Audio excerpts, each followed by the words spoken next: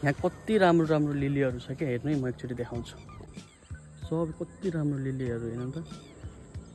पहिला यहाँ हात्तीहरू हुन्थ्यो, अब हेर्नु त हात्तीहरू, यो कल्पना गर्नु त हात्तीहरू विभिन्न, कस्तो खुसी लाग्ने क्या होइन। पुरानो समयमा चाहिँ यहाँ हात्तीहरू, बर्ड्सहरू, फ्लावर्सहरू हुने होइन। अहिले पनि फ्लावर्सहरू त छ, कस्तो राम्रो लिली मैले देखाएँ हजुरलाई। कान्ति ताललाई चाहिँ पहिला चाहिँ पुरैना टार भन्दो रहेछ के। यो ठाउँ पुरैनामा लोकेटेड भएर चाहिँ यो 2टा वार्डमा पर्दो रहेछ, पुरैनाको 2टा वार्डमा पर्दो रहेछ। अनि यो 25 बिघाको क्षेत्रफलमा चाहिँ यो समेटिएको रहेछ।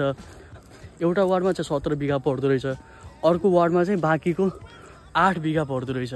हिँड्दा पनि लगभग 2 किलोमिटर हाराहारी 1.8 किलोमिटरको चाहिँ यो हिँड्ने बाटो छ।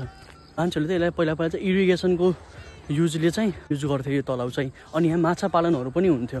तर पछि के भयो भन्दा यो तलाउ चाहिँ सुक्दै गयो, राम्रोसँग संरक्षण भएन, के भएन, यो तलाउ सुक्दै गयो।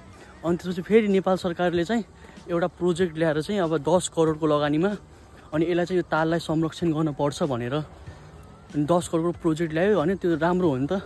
तर त्यो 10 करोडको प्रोजेक्टमा चाहिँ अहिलेसम्म भ्याउनु पर्ने, जस छिटै समयमा भ्याउने भन्ने कुरा चाहिँ, तर त्यो भ्याइएन।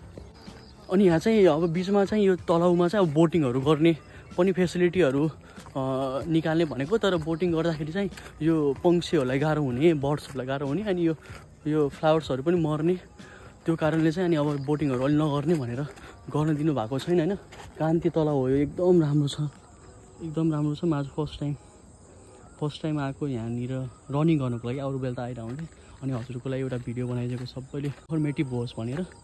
ल सबैजना आउनु होला है कान्ति ताल। By, have a nice day.